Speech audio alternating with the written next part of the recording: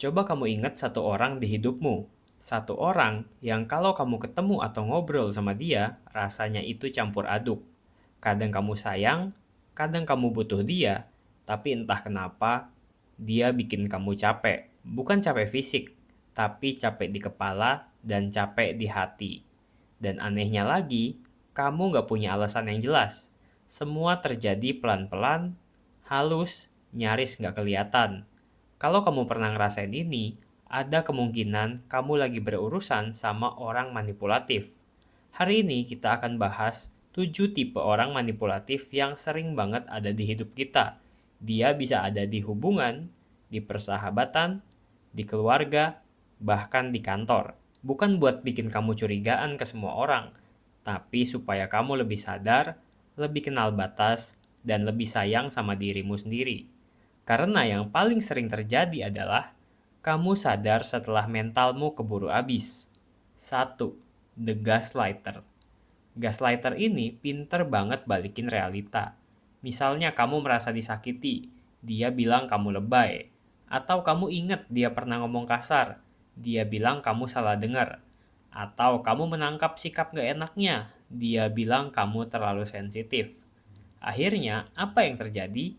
Kamu mulai mempertanyakan diri sendiri. Kamu mulai mikir, apa iya aku yang salah? Apa aku terlalu reaktif? Padahal, perasaan itu muncul karena ada sebab. Gaslighter bikin kamu kehilangan kepercayaan akan dirimu sendiri. Ini bukan sekedar debat biasa, ini serangan ke identitas dan keyakinanmu. Contohnya, kamu bilang, aku sedih kamu ngilang 3 hari tanpa kabar. Dia jawab, kamu tuh klingi banget, aku tuh butuh ruang. Padahal yang kamu minta cuma komunikasi sederhana. Gaslighter membuat kamu percaya bahwa kebutuhan emosionalmu itu salah. Kalau kamu sering minta maaf padahal kamu cuma jujur soal perasaanmu, hati-hati. Bisa jadi kamu sedang dimanipulasi. 2. The victim player. Tipe ini selalu punya alasan. Dia selalu jadi korban di setiap cerita. Kalau dia nyakitin kamu, dia bilang, aku kan lagi banyak masalah. Atau, aku tuh sendirian, kamu nggak ngerti. Atau, aku tuh cuma butuh pengertian. Akibatnya, kamu jadi kasihan. Kamu jadi tanggung jawab atas emosinya. Sampai akhirnya, kamu nggak punya ruang buat dirimu sendiri. Misalnya kamu lagi capek kerja dan butuh istirahat. Tiba-tiba dia curhat panjang dan melimpahkan semua bebannya ke kamu. Dan kalau kamu gak respon, dia bilang, kamu jahat, kamu gak peduli sama aku. Lama-lama kamu belajar suatu hal, kebutuhanmu sendiri selalu jadi nomor 2. Padahal, kebaikan yang sehat bukan mengorbankan diri. Kalau membantu orang bikin kamu kehabisan energi, itu tanda hubungan gak seimbang. Yang ketiga, the silent treatment specialist. Ini tipe yang menjadikan ngambek sebagai senjata. Dia nggak ngomong apa salahmu, dia nggak mau jelasin apa yang dia rasain, dia cuma diam.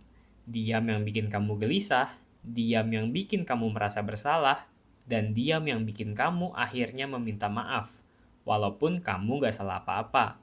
Ini bukan komunikasi, ini namanya kontrol emosional.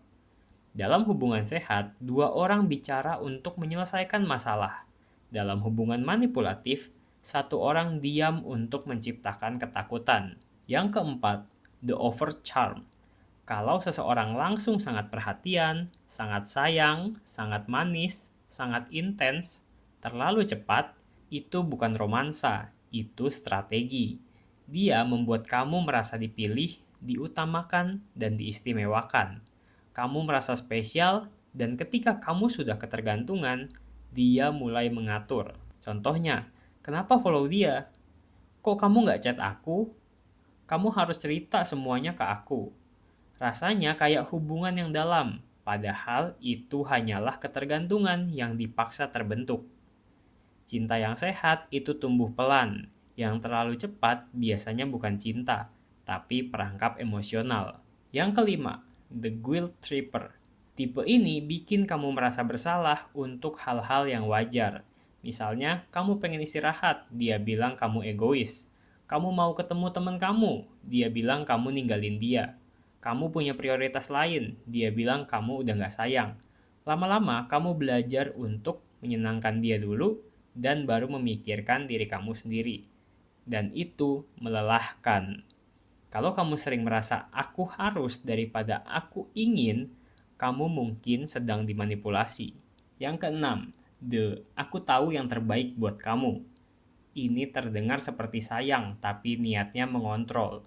Dia menentukan cara kamu berpakaian, siapa yang boleh kamu temui, aktivitas yang boleh kamu lakukan, bahkan mimpi yang boleh kamu punya. Pelan-pelan, kamu akan kehilangan identitas diri kamu sendiri. Kalau seseorang benar-benar sayang, dia membuat kamu lebih menjadi dirimu sendiri, bukan menjadi versi yang dia inginkan. Yang ketujuh, the disappear and return effect. Ini yang paling bikin emosi naik turun.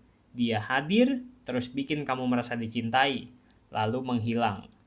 Terus kamu bingung, kamu kangen, kamu gelisah, lalu dia kembali lagi. Seolah nggak ada yang terjadi. Kamu lega, kamu peluk dia kembali. Siklus ini bikin otak kamu kecanduan dopamin dari ketidakpastian. Ini namanya bukan cinta, ini ketergantungan emosional.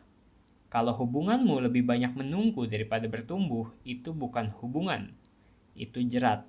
Sekarang tarik napas pelan-pelan, tutup mata sebentar, dan coba tanyakan ke diri sendiri.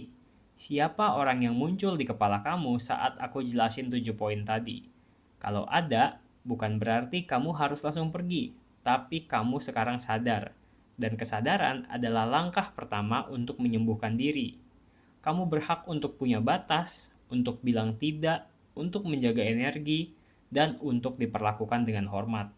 Kebaikan kamu bukan untuk diambil habis-habisan. Terima kasih udah nonton video ini sampai selesai. Kalau kamu ngerasa video ini bermanfaat, jangan lupa like dan share ke teman-teman kamu yang mungkin juga butuh. Dan ingat, kamu nggak sendirian. Kamu layak dicintai dengan cara yang sehat, dengan cara yang tenang, dengan cara yang membuatmu tumbuh, bukan hancur. Sampai ketemu di video berikutnya.